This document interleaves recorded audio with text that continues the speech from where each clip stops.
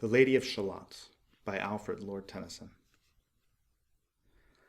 On either side the river lie long fields of barley and of rye, that clothe the wold and meet the sky, and through the field the road runs by to many-towered Camelot. And up and down the people go, gazing where the lilies blow, round an island there below, the island of Shallott. Willows whiten, aspens quiver, little breezes dusk and shiver through the wave that runs forever by the island in the river, flowing down to Camelot.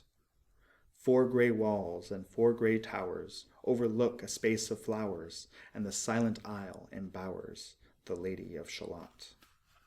By the margin willow-veiled slide the heavy barges trailed by slow horses and unhailed. The shallop flitteth silken-sailed, skimming down to Camelot. But who hath seen her wave her hand, or at the casement seen her stand? Or is she known in all the land, the Lady of Shallott? Only reapers, reaping early, in among the bearded barley, hear a song that echoes cheerly from the river winding clearly, down to towered Camelot. And by the moon the reaper weary, piling sheaves in upland airy, listening, whispers, "'Tis the fairy Lady of Shallott." There she weaves by night and day a magic web with colors gay. She has heard a whisper say, a curse is on her if she stay to look down to Camelot. She knows not what the curse may be, and so she weaveth steadily, and little other care hath she, the Lady of Shallott. And moving through a mirror clear that hangs before her all the year, shadows of the world appear. There she sees the highway near, winding down to Camelot. There the river eddy whirls, and there the surly village churls, and the red cloaks of market girls pass onward from Shallott. Sometimes a troop of damsels glad, an abbot on an ambling pad, sometimes a curly shepherd lad, or long-haired page in crimson clad, goes by to towered Camelot. And sometimes through the mirror blue the knights come riding 2 and 2. She hath no loyal knight and true, the Lady of Shallott. But in her web she still delights to weave the mirror's magic sights, for often through the silent nights a funeral with plume and lights and music went to Camelot. Or when the moon was overhead came 2 young lovers lately wed. "I'm half sick of shadows," said the Lady of Shallott. A bowshot from her bower eaves he rode between the barley sheaves. The sun came dazzling through the leaves and flamed upon the brazen greaves of bold Sir Lancelot. A red-cross knight forever kneeled to a lady in his shield that sparkled on the yellow field beside remote Shallott.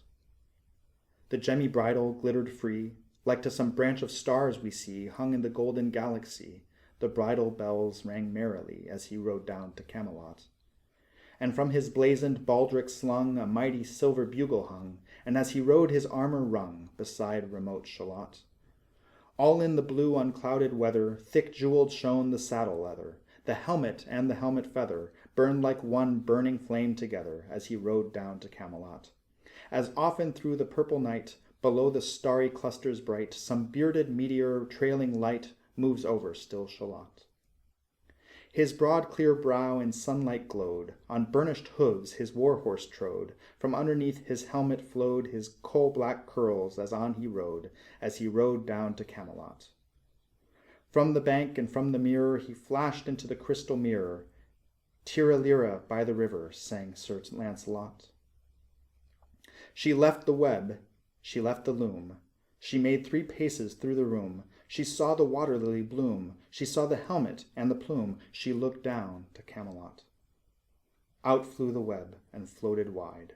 The mirror cracked from side to side. "The curse is come upon me," cried the Lady of Shallott. In the stormy east wind straining, the pale yellow woods were waning, the broad stream in his banks complaining, heavily the low sky raining over towered Camelot. Down she came and found a boat, beneath a willow left afloat, and round about the prow she wrote, "The Lady of Shallott." And down the river's dim expanse, like some bold seer in a trance, seeing all his own mischance, with a glassy countenance, did she look to Camelot. And at the closing of the day, she loosed the chain, and down she lay.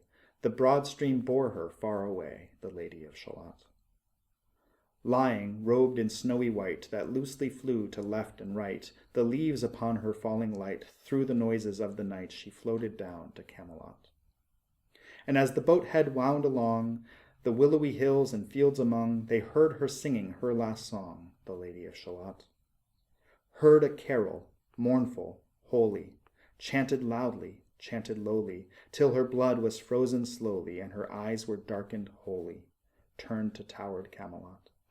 For ere she reached upon the tide, the first house by the water side, singing in her song she died, the Lady of Shalott. Under tower and balcony, by garden wall and gallery, a gleaming shape she floated by, dead pale between the houses high, silent into Camelot. Out upon the wharfs they came, knight and burgher, lord and dame, and round the prow they read her name, the Lady of Shalott. Who is this, and what is here? And in the lighted palace near died the sound of royal cheer. And they crossed themselves for fear, all the knights at Camelot. But Lancelot mused a little space, and he said, She has a lovely face. God in his mercy lend her grace, the Lady of Shalott.